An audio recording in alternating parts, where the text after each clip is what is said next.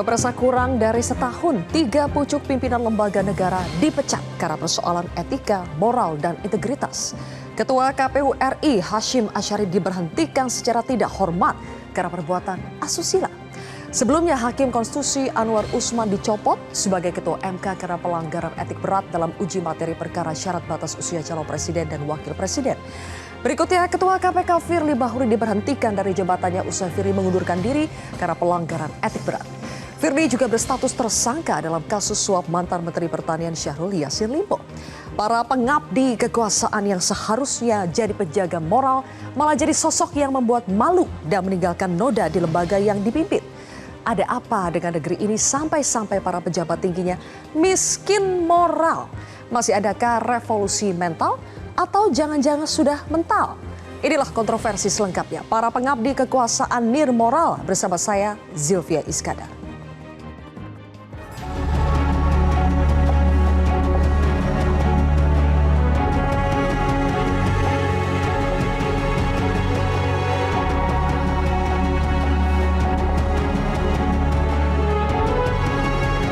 Menjatuhkan sanksi pemberhentian dari jabatan Ketua Mahkamah Konstitusi kepada hakim terlapor. Menjatuhkan sanksi berat kepada terperiksa berupa diminta untuk mengajukan pengunduran diri sebagai pimpinan KPK. Menjatuhkan sanksi pemberhentian tetap kepada Teradu Hashim Asyari selaku Ketua merangkap anggota Komisi Pemilihan Umum.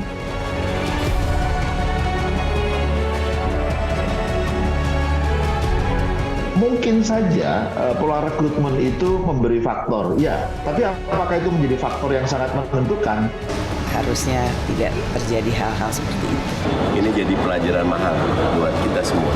Alhamdulillah, dan saya mengucapkan terima kasih kepada DKPP.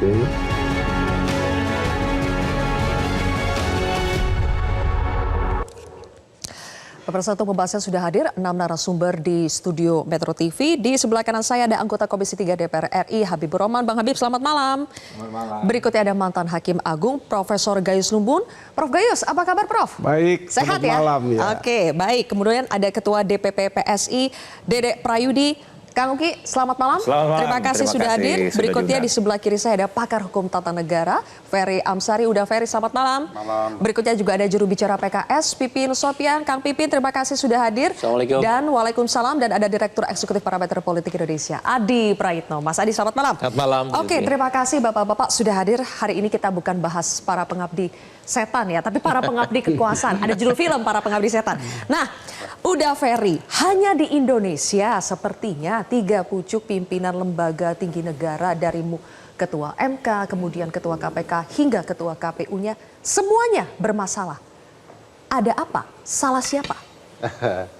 Ya, saya pikir kalau mau coba bercermin lebih besar dalam praktek ketatanegaraan kita ya, tentu kehadiran 3 figur ketua yang bermasalah ini ada lembaga yang menyeleksinya. Kalau di ruang Mahkamah Konstitusi melibatkan pemerintah, DPR, Mahkamah Agung. Kalau di ruang KPU dan KPK ada peran Presiden dan DPR. Nah, kalau mau dievaluasi bagaimana proses agar lembaga ini menghasilkan figur-figur yang independen, kalau di kekuasaan kehakiman lebih keras kalimatnya ya, memastikan kekuasaan kehakiman itu menjadi lembaga yang merdeka. Merdeka dari campur tangan siapa ya, campur tangan semuanya. Kalau KPU harus mandiri, KPK harus independen gitu ya. Nah, prosesnya ini yang menurut saya jadi titik masalah krusial. Bagaimanapun ketiga lembaga ini ditugaskan untuk netral dari ruang-ruang politik kekuasaan. Tapi praktiknya? Tapi praktiknya malah lembaga yang berkaitan dengan kekuasaan dan politik itu yang menyeleksi mereka. Berarti salah siapa? Jadi salah lembaga yang menyeleksinya. Salah lembaga yang menyeleksinya? Iya. Bagi saya tidak mungkin tidak ada asap tanpa ada api gitu ya. Pasti lembaga ini punya peran besar untuk menghadirkan figur-figur yang betul-betul merdeka dan independen dalam lembaga-lembaga ini. Hanya memang harus diakui ruang politik kita itu sangat transaksional. Menggunakan kekuasaannya untuk memastikan orang yang dipilih itu sesuai dengan kepentingannya atau lawannya yang akan melakukan itu. Nah, oleh karena itu ya lembaga ini harus dihindarkan dari ruang-ruang dipilih dari lembaga-lembaga itu tadi. Misalnya KPU kalau dipilih oleh orang-orang yang berkaitan sebagai peserta pemilu kan aneh ya. Ada pemain bola yang milih wasitnya, tentu yang paling dominan yang akan menentukan wasitnya siapa. Oleh karena itu harus diperbaiki lah. Baik, harus diperbaiki. Ada salah satu contoh di sini, Ketua MK yang sekarang tidak Ketua MK lagi, yang seharusnya tadi udah Ferry menyebutkan kalau MK itu harusnya betul-betul merdeka sekali. Tapi ternyata Prof Gayus, kita contoh ambil di sisi lembaga yudikatif kita, ternyata tidak semerdeka itu. Buktinya Ketua MK saja akhirnya dicopot karena diduga ada intervensi yang terkait dengan politik. Ini salah siapa, Prof? Saya akan memulai dari kewenangan yang digunakan dan disalahgunakan sehingga mereka ini pimpinan lembaga negara ini bermasalah sehingga dicopot atau dipecat. Nah, saya akan memulai dari mereka mendapatkan kewenangan untuk mengatur dan salah gunakan itu dari satu ketentuan, yaitu kewenangan itu diberikan secara atributif atau atribusi pemberiannya. Di sini artinya undang-undang atau negara yang menunjuk mereka dan dilantik oleh presiden untuk menjadi jabatan itu. Kalau untuk mendapatkan kepastian dia salah dalam melakukan tindakan hukum atau tindakan etika, yang kekurangan bagi kita adalah satu lembaganya, yaitu Mahkamah Etika atau Mahkamah Etik. Sebenarnya kita belum punya. Nah, oleh karena itu untuk mempersalahkan sebagai hakim etika tidak mudah. Biasanya dilakukan oleh lembaga-lembaga kehormatan di DPR, MKD, zaman saya dulu BK, Badan Kehormatan, internal.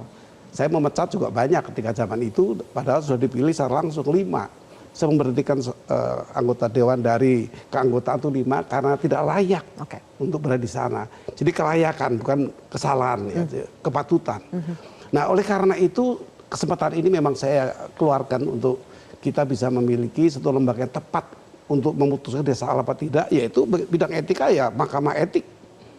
Ini sudah pernah digagas oleh banyak kelompok partai politik. Mahkamah Etik yang sifatnya lebih permanen? Lebih permanen. Untuk mengadili semua pejabat atau orang mendapat atribusi dari undang-undang. Tapi Prof Gayus setuju tidak? Dari proses seleksinya itu sebetulnya akar masalahnya ketika ini tidak bebas dari intervensi politik atau kepentingan politik orang yang menyeleksinya? Dari aturannya dulu. Kalau MK itu dipilih oleh 3 lembaga. Pemerintah, masyarakat di bawah DPR, dan satu pemerintah dan Mahkamah Agung 3, masing-masing 3. Nah, dari sumber aturannya sendiri sudah menjadikan satu hal yang nanti berpotensi untuk kepentingan tadi, karena setiap lembaga punya kepentingan, setiap lembaga punya kader. Nah, ini persoalannya. Jadi saya tidak mengatakan pada proses panitia seleksinya, tapi justru aturannya sudah seperti itu di MK. Di MA juga sama sebenarnya, Hakim Agung dipilih oleh KY. Diusulkan ke DPR untuk kalau lolos KY dibawa ke DPR. Hari ini mungkin begitu ya Pak Habib ya. Ini sedang berjalan sekarang. Sama sebenarnya, saya jadi dipilih oleh proses ini. Sebelum itu ditunjuk oleh Presiden. Hakim Agung itu dipilih oleh Presiden secara langsung. Saya angkatan ketiga melalui KY. Diseleksi kemampuan di KY dengan persyaratannya baru dikirim ke DPR. Dipilih lagi secara fit and proper test, kelayakan dan kepatutan. Berarti Prof Gayus setuju ya bahwa akan sangat sulit proses seleksi itu bisa steril dari kepentingan politik. Iya, pengalaman selama ini begitu. Bang Habib, apakah itu praktik yang terjadi selama ini setiap penyeleksi, entah itu nanti yang memutuskan adalah DPR atau lembaga yang lain, pasti punya agenda titip-menitip orang dalam dan sebagainya? Ya, saya sedikit mengkoreksi ya bahwa Pak Anwar Usman itu diberhentikan bukan karena soal intervensi. Itu tidak ada sama sekali dalam putusan MK-MK. Tapi karena beliau disebut tidak mengundurkan diri. Nah, disitulah justru kita melihat antinomi dan anomali dalam putusan MK-MK tersebut. Ya, antinomi karena pasal 1 angka 5 itu kan bukan untuk hakim MK. Anomali karena bentuk hukumannya tidak diatur di undang-undang. Ya, diberhentikan sebagai ketua. Yang paling masalah menurut saya justru Pak Jimli Asyidiki sendiri yang seorang anggota DPD sebenarnya melanggar etika ketika beliau menjadi hakim mengadili perkara di MK karena di pasal 302 Undang-Undang MD3 nggak boleh anggota DPD menjadi hakim. Ini bukan sekedar hakim, beliau mengadili lembaga peradilan. Jadi kalau mau bicara masalah etika memang ya absurd sekali sekarang. Sama-sama bermasalah. Kalau kita mengacu pada satu masalah, kita ambil 3 masalah. Kita contohkan satu Pak Firly, kemudian Pak Anwar Usman, Pak Hasyim Asyari, memang nggak bisa disamaratakan ya, punya karakteristik masing-masing. Tapi kalau kita mau bongkar lebih kritis lagi, kan kita orang-orang kritis ya, ya justru lebih bermasalah lagi. MK itu sangat-sangat bermasalah.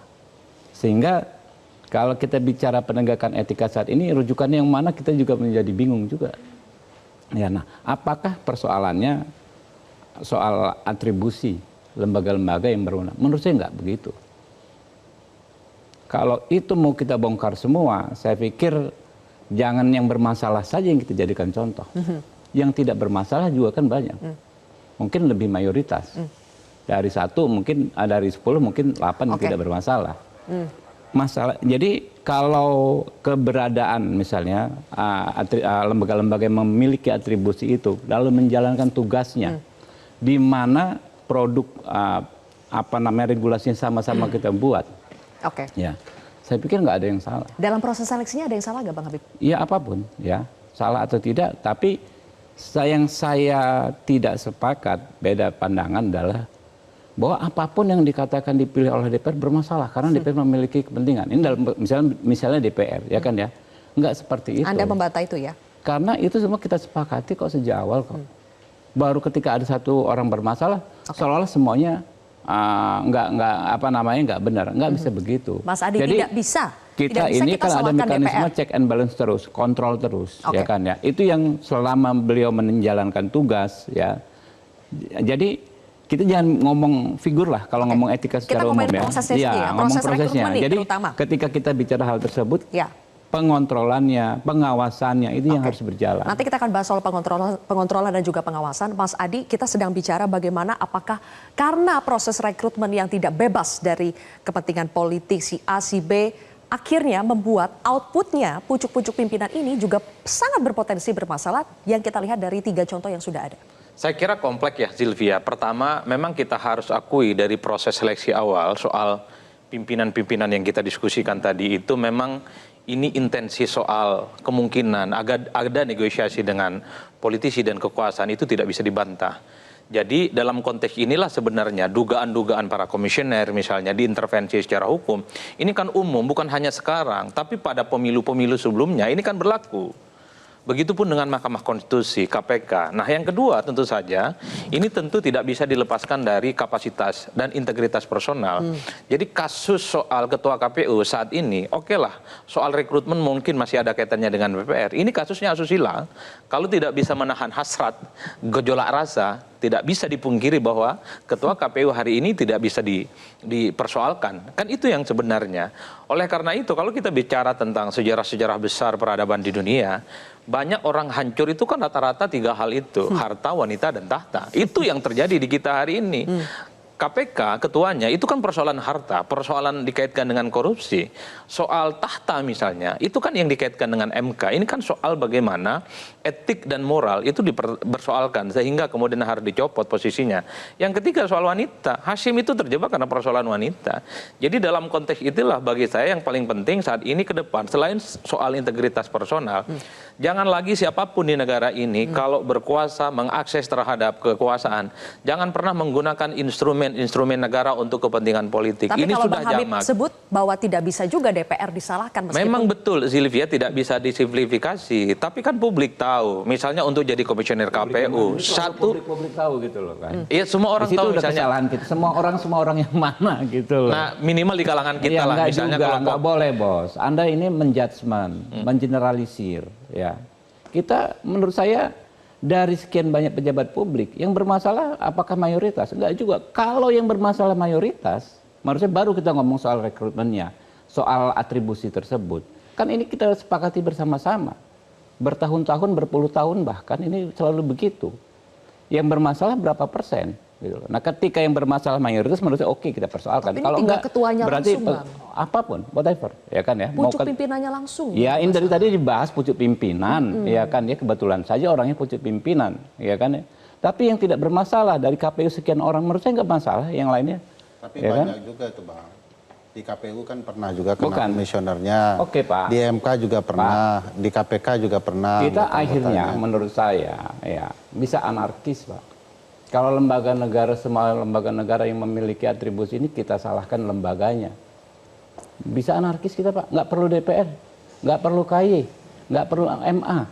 Ya, pilih langsung bareng-bareng semua pakai pemilu, pakai semacam referendum semua. Nggak begitu cara berpikirnya menurut saya. Tidak boleh digeneralisir. Jangan digeneralisir. Lanjutkan lagi. Ya gini. Kan begini, kalau untuk menjadi anggota dan komisioner KPU, semua orang juga tahu kok, dia punya relasi dengan kekuasaan. Siapa? DPR. Tentu dalam konteks itulah sebenarnya nggak ada persoalan, karena memang regulasinya mengatur.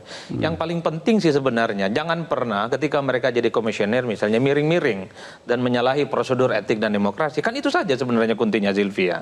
Nah, terkait dengan Mahkamah Konstitusi, nah saya dari dulu mengatakan bahwa jangan ada lagi ada celah bahwa semua kompetisi, semua regulasi itu bisa diubah di tengah jalan atau di akhir hanya demi untuk memenangkan pertarungan dan ingin memajukan tertentu. Misalnya ambang batas presiden, ambang batas parlemen. Biasanya dari dulu diperbincangkan kalau mau jelang pemilu ke depan, saya kira harus ada kanal penutup supaya persoalan regulasi itu misalnya setahun sebelum pencoblosan tak boleh ada gugatan DMK supaya tuduhan-tuduhan untuk memuluskan orang tertentu maju kompetisi, mencegah kelompok tertentu supaya tidak bisa maju tidak terulang. Problemnya adalah di kita itu siapa yang kuat, siapa yang berkuasa, dia seakan-akan bisa mengubah segala-galanya. Kan itu yang sebenarnya kita tidak mau, bahwa MK kemudian siapa lagi, Mahkamah Konstitusi dan seterusnya itu ada intervensi DPR. Ya, tidak bisa dibantah. Tapi minimal kita harus sepakat bahwa segala sesuatu yang diputuskan di akhir dan kemudian menggunakan kewenangan kekuasaan di atas segala-galanya, itulah yang kemudian kita perbincangkan. Bagaimana mungkin kita misalnya percaya 100% kepada kawan-kawan KPU bahwa mereka tidak punya relasi kuasa? Bagaimana mungkin kita tidak mau percaya 100% kepada KPK misalnya, sementara dipilih oleh pimpinan ataupun anggota Komisi 3 di situ. Yang paling penting adalah jangan pernah bahwa ketika mereka berkuasa seakan-akan tidak tersentuh. Ingat loh, sorotan publik, kritisisme itu selalu muncul. Kan itu sebenarnya perdebatan kita secara umum. Oleh karena itu yang paling penting adalah bagaimana elit kemudian masyarakat kita, termasuk pada aktor-aktor yang kemudian menjadi pejabat publik, jangan pernah sekali lagi nabrak aturan-aturan yang sebenarnya kasat mata itu tidak pernah terjadi di kita. Kan itu saja sederhananya. Baik, nanti kita akan lanjutkan lagi pembahasan kita. Kang Pipin tadi sudah mau menanggapi, nanti juga Mas Uki silakan menanggapi. Kita harus jeda terlebih dahulu pemirsa. Kontroversi akan kembali sesaat lagi.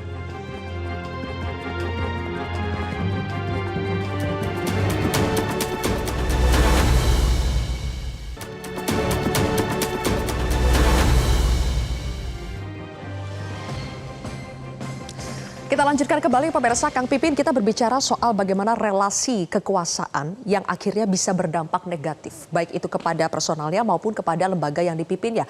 PKS juga sangat sepakati soal itu? Ya, saya kira yang pertama saya encourage Bang Adi dulu ya. Tadi harta tahta ada wanita, jadi objek penderita. Jadi saya kira mempersalahkan wanita ya, harus agak hati-hati nih. Tapi bagi saya ya siapapun ya, pria wanita berpotensi melakukan pelanggaran menjadi penyebab ya satu kekuasaan penyelewengan. Dan bagi kami ya melihat apa yang terjadi ini harus menjadi refleksi bagi kita ya, bahwa ternyata lembaga baru yang dibangun pasca reformasi ternyata terjadi proses pembusukan di dalamnya. Menurut saya ini banyak faktornya. Kalau tadi saya kira dari proses seleksi, saya kira Bang Habibur Rahman sebaiknya kita menerima bahwa ada evaluasi yang harus kita terima.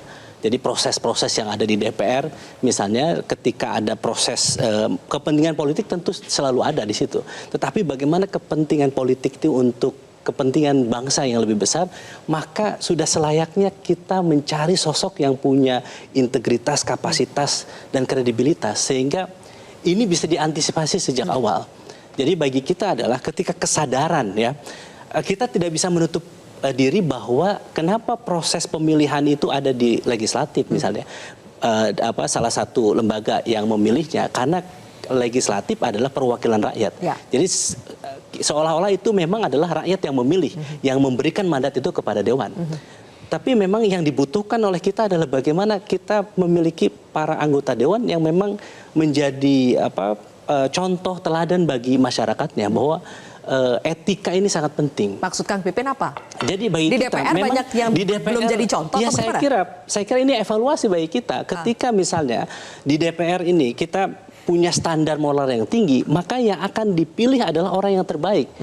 Makanya saya katakan misalnya kalau kita mohon maaf ya nonton dorama ya atau drakor misalnya, kalau misalnya ada pelanggaran etik tidak perlu menunggu proses hukum, dia akan mundur. Nah budaya mundur itu yang tidak ada di kita. Ini kan membuat publik ini merasa bahwa ya dia aja nggak mundur. Kaitannya dengan DPR maksudnya karena DPR juga tidak bisa memberikan contoh itu? Ya saya kira bagi kita siapapun lembaga manapun termasuk kan yang bertanggung jawab tidak hanya DPR. Eksekutif presiden juga tentu harus bertanggung jawab ketika proses seleksi juga ada kontribusi eksekutif di situ. Jadi bagi kita memang ini harus menjadi refleksi bagi kita daripada kita misalnya cuci tangan lepas tangan atau lebih banyak misalnya mempertahankan diri, lebih baik ini menjadi refleksi. Ada 3 nih. Jangan defensif tapi harus refleksif. Betul, saya melihat bahwa apa yang dibahas kita malam hari ini penting untuk ke depan. Kenapa? Karena budaya malu itu tidak ada. Jadi ketika ada kesempatan kesalahan, maka sudah selayaknya. Banyak sebenarnya kasus. Kominfo misalnya, ketika virus itu menyebar kemudian data publik, kita tidak melihat ada sosok pejabat publik yang levelnya atas kemudian mundur, tapi yang di bawahnya mungkin yang dikorbankan. Jadi pada titik itu ya mungkin saya ya karena kami dari Partai Islam melihat misalnya kita memang negara bukan negara Islam, tetapi terkadang para pejabat publik itu bersikap sekuler. Ketika negara, mohon izin, ketika dia adalah seorang yang beragama, tetapi ketika melakukan pelanggaran dia simpan itu agamanya. Ya, padahal dia menggunakan relasi kekuasaannya untuk melakukan pelecehan, kekerasan dan sebagainya, dan pelanggaran termasuk korupsi. Nirmoral, kurangnya budaya malu, kurangnya role model, kemudian lebih banyak defensif daripada reflektif gitu ya.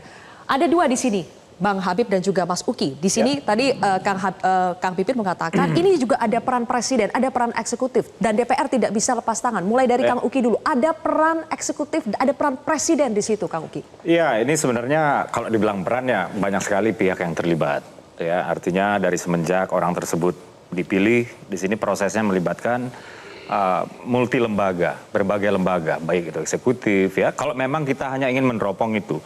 Tapi begini, saya kepingin kita menarik ke belakang sedikit ya. Kita mundur lagi lah sedikit sebelum kita terburu-buru berkesimpulan bahwa wah negara ini roda pemerintahannya nirmoral misalnya. Saya ingin mengingatkan bahwa ada 160 lembaga non-kementerian ya, plus juga lembaga non-struktural di Indonesia. Kita hanya menyoroti 3. Tapi kalau kemudian gara-gara 3 ini kita kemudian menyimpulkan ya bahwa roda pemerintahan itu berjalan dengan nirmoral, itu artinya kita mengambil kejadian-kejadian yang sifatnya insidentil dan seolah menyimpulkan ini adalah sebuah fenomena. Nah, ini kita harus sedikit berhati-hati soal itu. Menurut saya, menurut kami di PSI, kami tidak sedang membela pelaku, ya menurut kami pelaku pantas dihukum.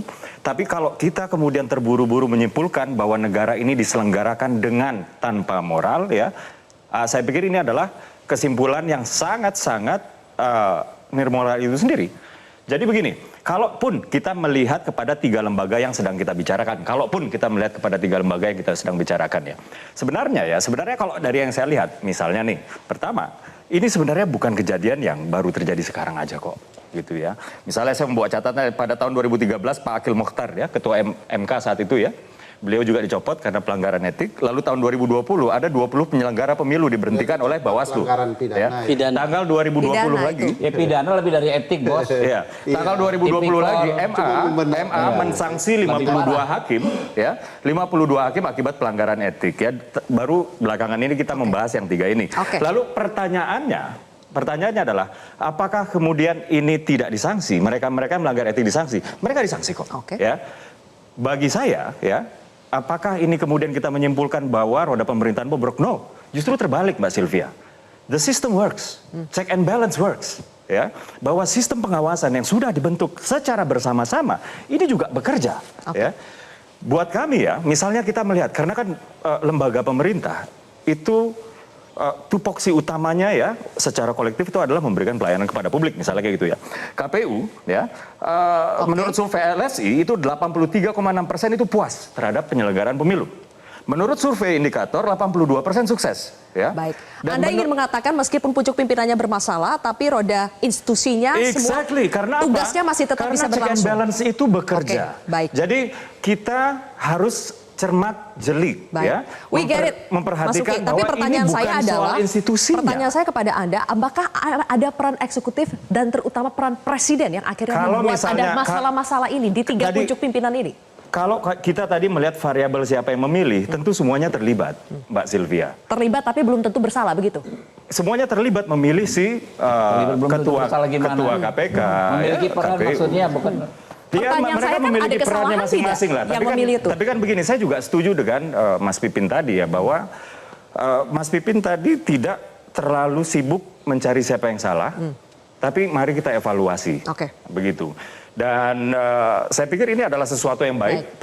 Prof Gayus juga tadi mengatakan bahwa tadi kita berbicara ya sebelum mulai, mungkin ada baiknya ya disebut mahkamah etik ini dibikin. Dan ini tidak di dalam lingkup internal. Nanti kita akan sampai pada solusi konkret yang bisa diberikan ya. Tapi dari Kang Uki, saya lempar dulu ke sini, baru ke sini lagi ya. Mas Ferry, ada yang menarik ketika Kang Uki mengatakan, jangan gara-gara 3 kasus yang insidental ini, kita langsung mengeneralisir seolah-olah ini sudah menjadi fenomena yang membuat roda pemerintahan kita menjadi nirmoral. Apakah juga bisa kita melihat seperti itu? Saya juga belum sampai ke kesimpulan pemerintahan nirmoral. Tetapi kan dari judulnya sudah dibilang, ini ada orang yang mengabdi kekuasaan nirmoral gitu ya. Dan bagi orang-orang yang punya masalah masuk kepada institusi-institusi penting ini, pasti berdampak. Kan itu ceritanya. Nah, dari mana dampak akibat negatif orang-orang seperti ini terpilih, kita telusuri proses seleksinya. Dan polanya banyak, pola seleksi yang terbaik itu. Dan itu harus jadi pilihan. Misalnya Mahkamah Konstitusi, kalau dibaca dan disimak baik-baik pasal 24C, tidak pernah disebutkan bahwa 3 lembaga ini menyeleksi hakim konstitusi. Mereka hanya ditugaskan untuk mengajukan. Bahasa seleksi dan proses seleksi itu muncul di Undang-Undang Mahkamah Konstitusi yang dibuat oleh pemerintah dan DPR. Jadi ada pengembangan wewenang. Kalau kita lihat dari fungsi dari DPR saja, 3 saja fungsinya. Budgeting, anggaran, gitu ya. To legislate, membuat undang-undang. Dan terakhir pengawasan. Tidak ada fungsi yang bicara soal proses seleksi. Jadi bagaimana kalau kita taat konstitusi dan kemudian gagasan berkonstitusi, sebenarnya ini akan baik-baik saja. Jadi yang akan mengajukan 3 lembaga diberikan wewenang atau ruang lain dalam proses seleksinya. Toh ketiga lembaga ini tidak pernah konsisten dalam menyeleksi hakim konstitusi. Dulu DPR ada prosesnya. Tiba-tiba dalam kurun waktu tertentu tidak ada proses yang melibatkan publik. Dalam hal tertentu bahkan ditunjuk langsung. Ini saya hormati teman-teman DPR. Tetapi dalam fakta-fakta tertentu kita tahu harus terbuka kita. Misalnya proses penunjukan Hakim Guntur Hamzah. Tidak ada proses seleksi, tidak ada keterbukaan, tidak ada kemudian bagaimana melibatkan publik. Tunjuk langsung orangnya. Ini kan melanggar sistem yang sudah mereka tetapkan sendiri. Bagaimana dengan proses masuknya orang-orang politik di ruang Mahkamah Konstitusi? Bagaimana hakim konstitusi bisa mengadili produk legislasi yang dibuat oleh teman-teman politik sendiri, sementara mereka ada di ruang itu? Bagi saya, proses ini jangan melihat masukan publik itu sebagai bentuk mereka tidak sayang lembaga-lembaga.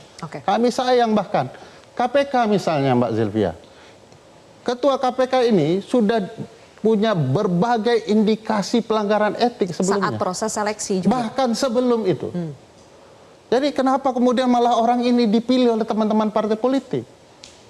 Akhirnya punya kecenderungan, ujung-ujungnya kalau mereka melakukan penangkapan, nuansa politiknya tinggi sekali. Karena partai yang berkuasa sedang berbeda. Nanti kalau sedang kalah mereka jadi korban, mereka mengeluh. Jadi bagi saya perlu, bagi saya refleksi yang sungguh-sungguh. Tidak mungkin solusinya ujuk-ujuk mahkamah etik misalnya, mohon maaf Prof, kan juga sudah banyak yang bicara mahkamah etik. Kita ketahui bahwa bagaimana kalau hakim mahkamah etik juga melanggar etik? Apakah mahkamah etik yang akan mengadili lembaga-lembaga negara ada di konstitusi kita? Baik.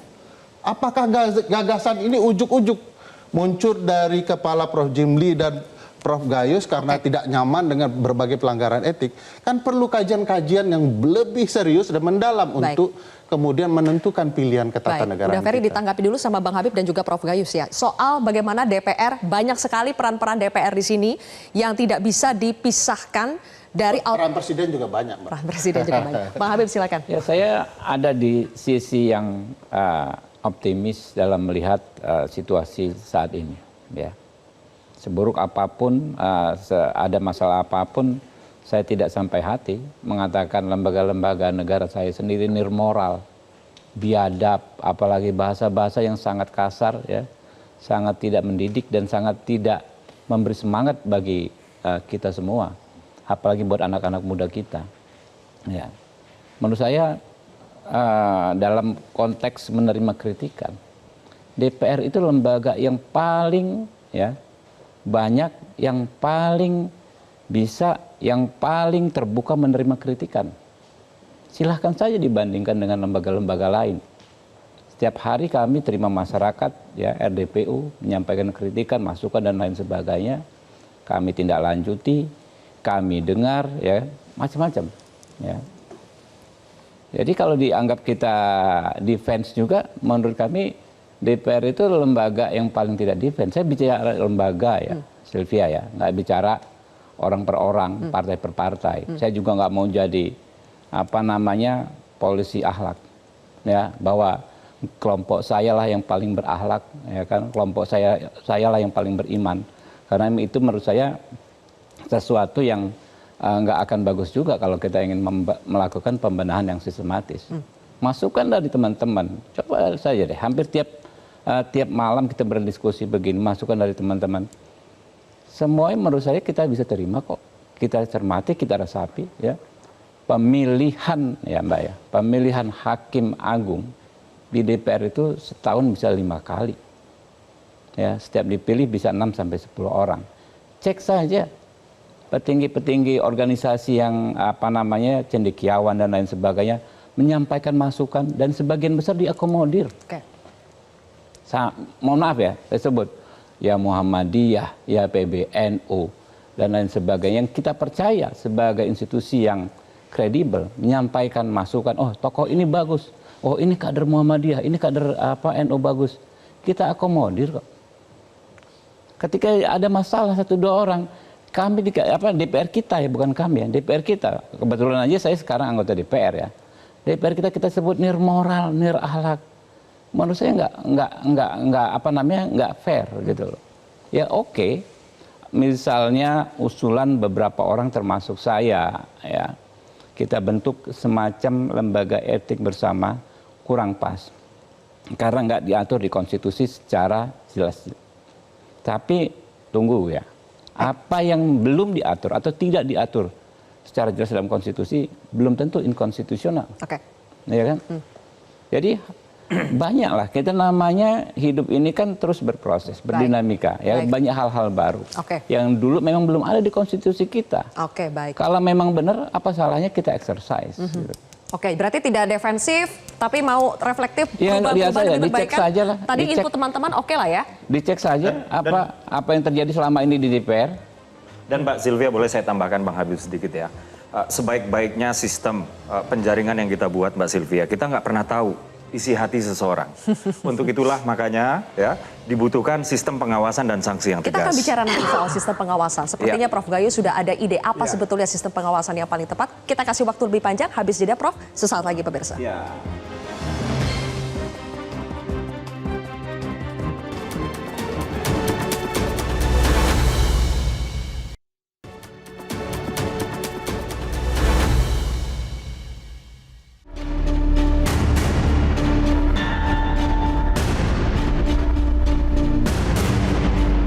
Kita harus sama-sama evaluasi dan kita harus cari figur-figur yang mungkin lebih baik dan mekanisme yang ada juga sama-sama kita perbaiki. Ini menjadi tamparan buat kami di Komisi 2 untuk lebih berhati-hati dalam memilih komisioner. Jangan lagi terlalu sibuk ini jalur saya, jangan. Pilih yang punya integritas dan punya kapasitas. Ini buat saya ini menjadi pelajaran penting lah.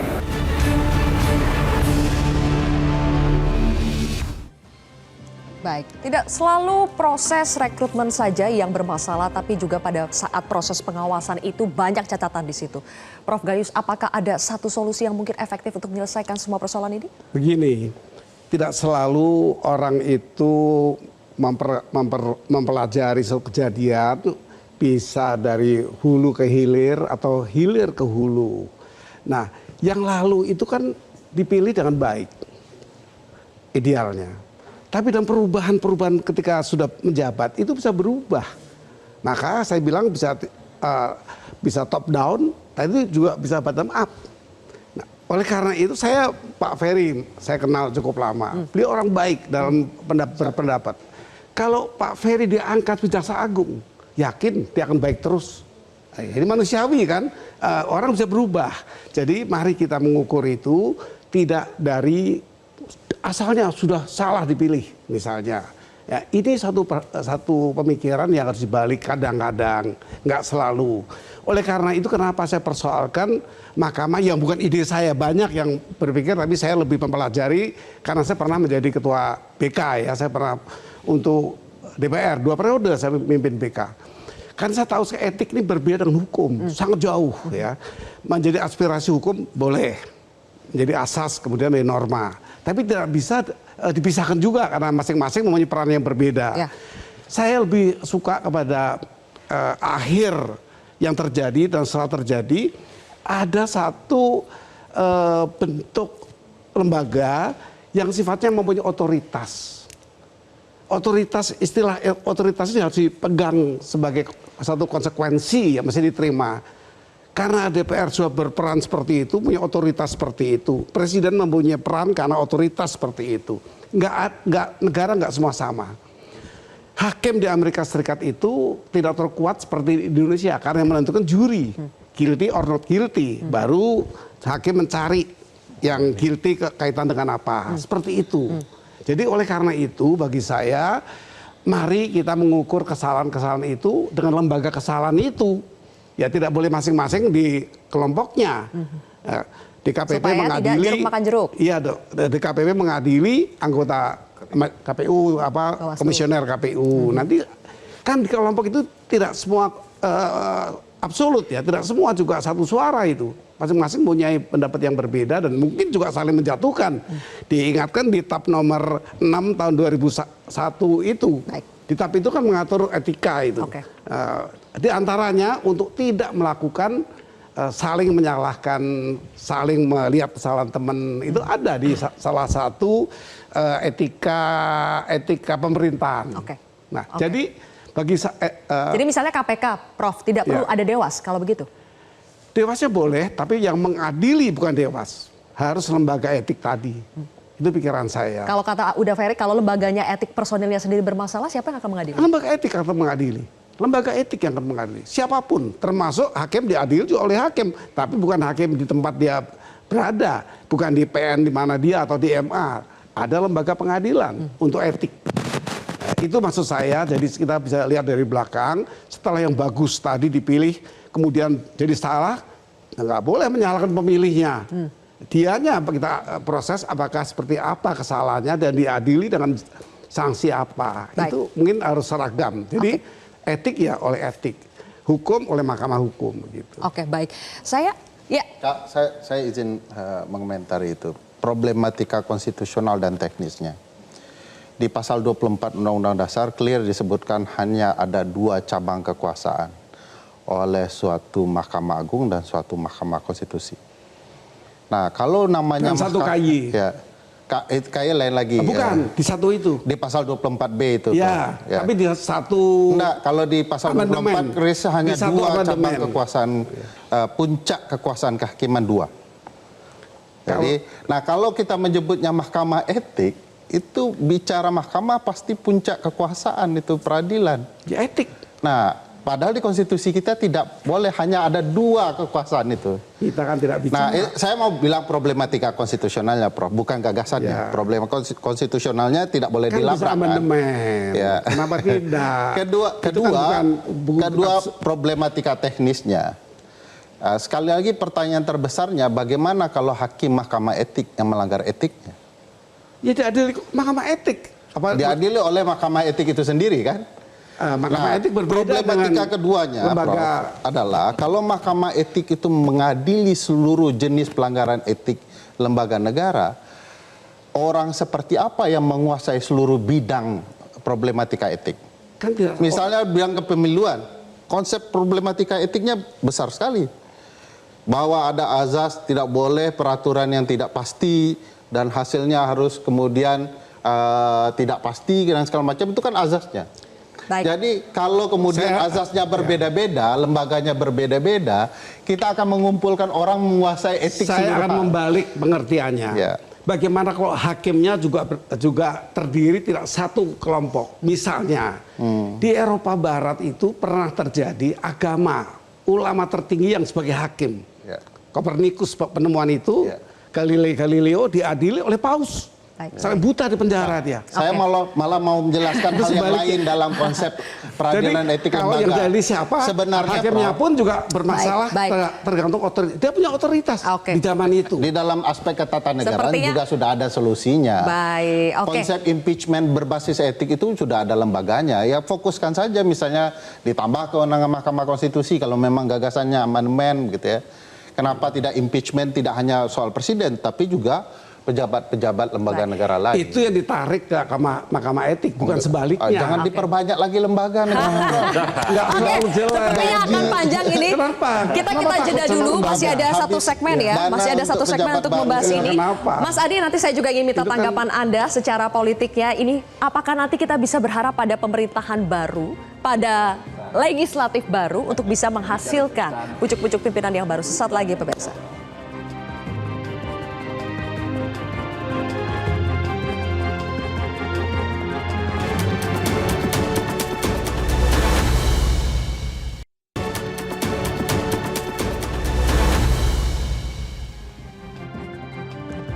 Baik, kita sampai di segmen terakhir, pemirsa. Saya berikan dulu ke yang belum berbicara ya, Kang Pipin dan juga Mas Adi di sini.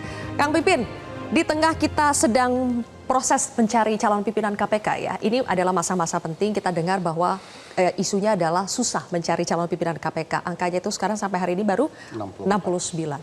Tapi di sisi lain kita juga melihat mantan ketua KPK, Pak Firly Bahuri yang statusnya sudah tersangka, itu asyik main bulu tangkis gitu ya. Jadi kalau situasinya seperti ini, apakah ini semakin menyurutkan orang-orang di luar sana yang mungkin sebetulnya berpotensi, tapi ketika melihat contoh-contohnya seperti ini, akhirnya akan susah kita semakin mendapatkan calon-calon pimpinan yang berintegritas, yang punya moral tinggi. Betul, betul. Saya kira bagi kita ya sebagai sebuah bangsa seharusnya peristiwa-peristiwa bersejarah ini harus menjadi refleksi pelajaran bagi kita. Jadi jangan sampai ini terulang. Jadi dan ini tentu tergantung standar moral kita. Apakah standar moral kita tinggi atau memang rata-rata? Apalagi yang kita bahaya ketika di bawah. Maka ketika kita berbicara etik, saya mohon maaf ya, Bang Ferry, saya setuju memang ada, misalnya secara pribadi ya, ini belum tataran partai, ada mahkamah etik ini. Kenapa? Sehingga nanti kita berbicara tentang etik ke depan tuh. Jadi tidak selalu berbicara yang terkait dengan pidana, tetapi etik itu menjadi standar kita. Sehingga bisa menjadi perbincangan. Selama ini tentu peradilan itu berbicara tentang kasus-kasus pidana. Nah ketika kita punya kasus kemarin, Mahkamah Konstitusi, bagaimana kita, disitulah kita berbicara tentang mahkamah etik, pentingnya etik.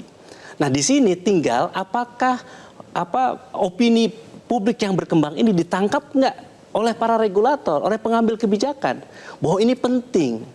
Kalau misalnya kita melupakan itu semua, maka nggak akan terjadi, Prof. Mahkamah Etik ini akan menjadi angin lalu, kita melupakan kasus itu dan potensi terulang kembali di masa yang akan datang.